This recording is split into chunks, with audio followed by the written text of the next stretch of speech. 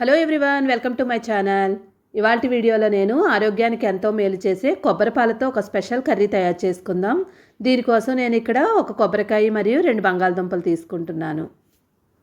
కొబ్బరికాయని తీసుకున్నప్పుడు నేను మరీ ముద్దది కాకుండా లేతగా ఉన్నది తీసుకుంటున్నాను. లేతదైతే మనకి టేస్ట్ బాగుంటుంది.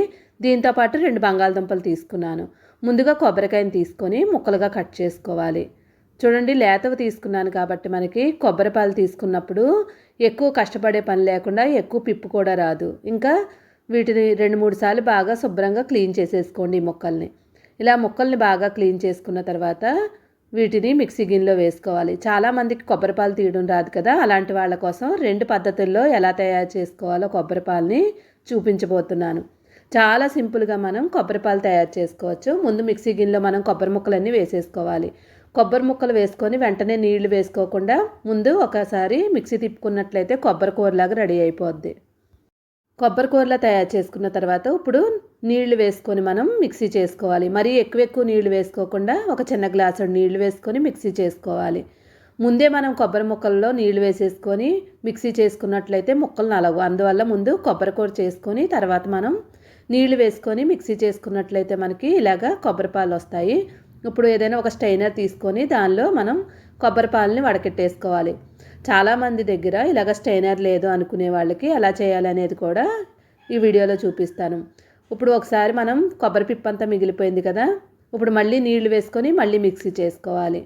అలా సుమారుగా మనం 1/2 లీటర్ నీళ్ళు వరకు మనం మిక్సీ చేసుకుంటూ ఉండాలి. ఇప్పుడు మనకి కొబ్బరి పాలు మళ్ళీ రెండోసారి రెడీ అయ్యాయి. ఇప్పుడు మనం ఎలా తయారు చేసుకోవాలో చూద్దాం. స్టైనర్ లేదు మా దగ్గర అనుకున్న వాళ్ళు ఒక క్లాత్ తీసుకొని ఆ గిన్నె మీద పెట్టేసుకొని ఈ కొబ్బరి పాలని దాని మీద వేసుకొని మొత్తం మనం క్లాత్ అంతా గట్టిగా పిండినట్లయితే లోపల పిప్పు ఉండిపోయి పాలన్నీ కూడా గిన్నెలోకి వచ్చేస్తాయి. కొబ్బరిపాలు కష్టమని చాలామంది కొబ్బరిపాలతో వండకుండా ఉంటారు. చాలా సింపుల్గా మనం కొబ్బరిపాలు తయారు చేసుకోవచ్చు. చూడండి, ఇక్కడ మనం చిక్కగా ఉండేలా తీసుకున్నాం, మరీ పలచగా ఉండకూడదు. ఒక 1/2 లీటర్ నీళ్ళు అయితే సరిపోతాయి. ఇప్పుడు 2 బంగాళదుంపలు తీసుకోండి, దానిపైన ఉన్న లేయర్ అంతా తీసేసుకోండి. ఇలాగ పైన ఉన్న లేయర్ అంతా తీసుకున్న తర్వాత బంగాళదుంపల్ని ముక్కలుగా కట్ చేసుకోవాలి. ఇక్కడ కట్ చేసుకునేటప్పుడు మరీ చిన్న ముక్కలుగా కట్ చేసుకోకుండా పెద్ద పెద్ద ముక్కలుగా కట్ చేసుకోండి. చిన్న ముక్కలు కట్ చేసుకున్నట్లయితే మనం తినేటప్పుడు అంత బాగోవు. అందువల్ల సన్నగా పొడవుగా కట్ చేసుకోండి. ఇలా కట్ చేసుకున్నట్లయితే తినేటప్పుడు మనకి టేస్ట్ చాలా బాగా తెలుస్తుంది. ఒకసారి బంగాళదుంప ముక్కలు కట్ చేసుకున్న తర్వాత నీటిలో వేసుకోవాలి. ఒకవేళ బంగాళదుంప ముక్కలు నీటిలో వేసుకున్నట్లయితే మనకి నల్లగా అయిపోతాయి. నెక్స్ట్ పొయ్యి మీద ఒక ప్యాన్ పెట్టుకొని ప్యాన్ హీట్ అయిన తర్వాత 1 టేబుల్ స్పూన్ ఆయిల్ వేసుకోండి. ఆయిల్ బాగా వేడైన తర్వాత 1 టేబుల్ స్పూన్ ఆవాలు, జీలకర్ర 1 టేబుల్ స్పూన్ వేసుకోవాలి. నెక్స్ట్ 4 పచ్చిమిరపకాయలు తీసుకొని చిన్న చిన్న ముక్కలుగా కట్ చేసుకొని వేసుకోండి. ఇప్పుడు ఈ పచ్చిమిరపకాయలన్నింటినీ కూడా మనం బాగా ఫ్రై చేసుకోవాలి.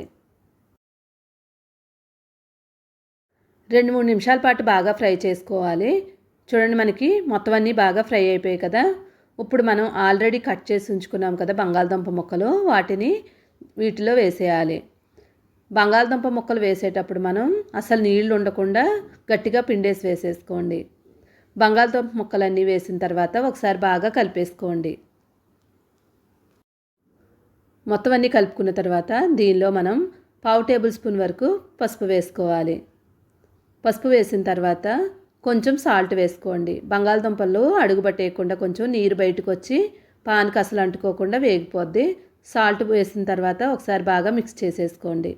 పసుపు, ఉప్పు బంగాళదుంపలు కలిసేలా కలిపేసుకోండి. ఇలా మొత్తం అంతా మనం 2 నిమిషాల పాటు కలుపుకున్న తర్వాత మంటని లో ఫ్లేమ్ మీదకి టర్న్ చేసేసుకోండి. బాగా తగ్గించుకున్న తర్వాత ఇప్పుడు బంగాళదుంపలన్నీ బాగా వేగనివ్వండి. ఇలా 2-3 నిమిషాల పాటు బాగా వేగిన తర్వాత ఆల్రెడీ మనం కొబ్బరిపాలు తీసుకున్నాం కదా, వాటిని దీనిలో వేసేసుకోవాలి. కొబ్బరిపాలు వేసేటప్పుడు అడుగు బాగానే కొంచెం వదిలేయండి, లేదంటే మనకి ఏదైనా కొబ్బరి ముక్కలు లాంటివి కానీ పిప్పు లాంటిది ఉంటే నోటికి గట్టిగా తగులుతూ ఉంటుంది. అడుగు బాగానే తీసేసుకొని ఇప్పుడు ఒకసారి బాగా కలిపేసుకోండి.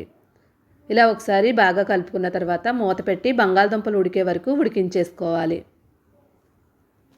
ఈ బంగాళదుంప ముక్కలు మనకి కొబ్బరిపాలతో ఉడుకుతాయి కాబట్టి టేస్ట్ చాలా బాగుంటుంది. చాలా డిఫరెంట్ టేస్ట్గా ఉంటుంది. మూత తీసి చూద్దాం బంగాళదుంపలు ఉడికేయలేదో. ఒకసారి మూత తీసి బంగాళదుంపలు ఉడికేయలేదో చెక్ చేసుకోండి. ఒకవేళ బంగాళదుంపలు ఉడికిపోయినట్లయితే కనుక స్టవ్ ఆఫ్ చేసుకోండి. నా దగ్గర ఒక చిన్న క్లిప్ మిస్ అయింది. బంగాళదుంప ఉడికినట్టు. ఇప్పుడు వాటిని అన్నింటినీ కూడా బంగాళదుంపల్ని సెపరేట్ చేసుకొని పాలు సెపరేట్ చేయండి.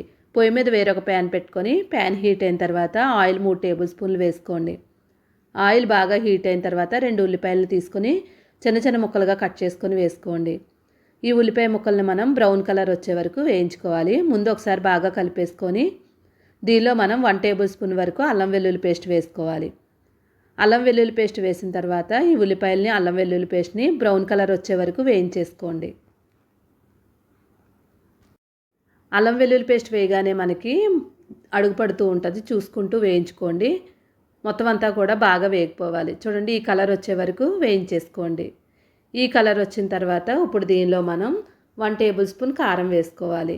నెక్స్ట్ ధనియాల పొడి 1 టేబుల్ స్పూన్, జీలకర్ర powder 1 table spoon, garam masala powder 1/2 table spoon. ఇప్పుడు ఈ మసాలాలన్నీ బాగా కలిసేలాగా ఒకసారి బాగా కలిపేసుకోండి. ఈ మసాలాలన్నీ బాగా కలుపుకున్న తర్వాత ఒక టమాటాను తీసుకొని చిన్న చిన్న ముక్కలుగా కట్ చేసుకొని వేసేసుకోండి. ఎక్కువ టమాటాలు వేసే పని ఉండదు, ఒక టమాటా అయితే సరిపోతుంది. టమాటా కూడా మనకి మెత్తబడే వరకు మనం వేయించేసుకోవాలి. టమాటా ముక్కలు కొంచెం మెత్తపడిన తర్వాత ఇప్పుడు మనం కొంచెం సాల్ట్ యాడ్ చేసుకోవాలి. ఆల్రెడీ మనం బంగాళదుంపలో వేసుకున్నాం కాబట్టి ఎక్కువ వేసుకోకండి, కొంచెం టమాటాకు సరిపడినట్టుగానే వేసుకోండి. ఇప్పుడు మనం బంగాళదుంప ముక్కల్ని ఇందాక క్లిప్ మిస్ అయింది అన్నాను కదా, బంగాళదుంపను వేరేగా పాలు వేరేగా చేసుకున్నాను. ఇప్పుడు బంగాళదుంప ముక్కలను వేసేసుకొని బాగా కలిపేసుకోండి. మొత్తం మసాలాలన్నీ పట్టేలాగా మొత్తం అంతా బాగా కలిపేసుకోండి. ఇలా కలుపుకున్న తర్వాత కొబ్బరి పాలని కొంచెం వేసుకోండి. అన్నీ ఒకేసారి వేసేసుకోకుండా కొంచెం కొబ్బరి పాలను వేసుకోండి. ఇప్పుడు కొబ్బరి పాలు వేసిన తర్వాత ఒకసారి బాగా కలిపేసుకొని మొత్తం మసాలాలన్నీ కూడా బంగాళదుంపకి పట్టేలాగా ఉడికించండి. ఇలా 2 నిమిషాల పాటు బాగా ఉడికించుకోండి. ఇలా 2-3 నిమిషాలు బాగా ఉడికిన తర్వాత ఒకసారి బాగా కలిపేసుకొని మిగిలిన పాలను కూడా వేసేసుకోవాలి. ఇది చాలా డిఫరెంట్ స్టైల్లో తయారు చేసుకుంటున్నాం. అసలు మీరు ఎప్పుడు తిని ఉండరు.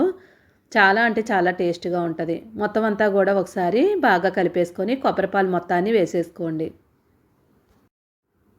మొత్తం వేసుకున్న తర్వాత ఒకసారి బాగా కలిపేసుకోండి. ఒకవేళ మీకు కానీ మరీ చిక్కగా అనిపించినట్లయితే కొంచెం నీళ్ళు యాడ్ చేసుకోండి. కానీ మనకి ఇది గ్రేవీ అనేది మరీ చిక్కగా కాకుండా పలచగా కాకుండా ఉండాలి. ఇప్పుడు ఇలా ఉంది కదా, ఇప్పుడు దీనిపైన మనం కొత్తిమీర వేసుకోవాలి. అంటే కూర అయిపోయినట్టు కాదు. కొత్తిమీర వేసిన తర్వాత ఒకసారి బాగా కలిపేసుకోండి. కలుపుకొని మూత పెట్టేసుకోండి. మూత పెట్టి ఒక 5 నిమిషాల పాటు ఉడికించండి. కొత్తిమీర వేసి ఉడికించడం వల్ల టేస్ట్ మాత్రం సూపర్ ఉంటుంది. 5 నిమిషాల తర్వాత మూత తీయండి. అబ్బా, గుమగుమలాడే సువాసన వచ్చేస్తుంది. కొబ్బరి పాలతో ఉడికించడం వల్ల టేస్ట్ మాత్రం చాలా బాగుంది. మీరు కూడా తప్పకుండా ట్రై చేసి ఎలా వచ్చిందో కామెంట్ చేయండి. ఫైనల్గా కొత్తిమీర జల్లేసుకోండి. కొత్తిమీర జల్లిన వెంటనే మనం స్టవ్ ఆఫ్ చేసుకొని 1 నిమిషం అలానే వదిలేయాలి. అప్పుడు సర్వ్ చేసుకోవాలి. ఇది బిర్యానీలోకైనా రైస్ రోటీలో కూడా బాగుంటుంది. Like, share, subscribe my channel. Thank you for watching.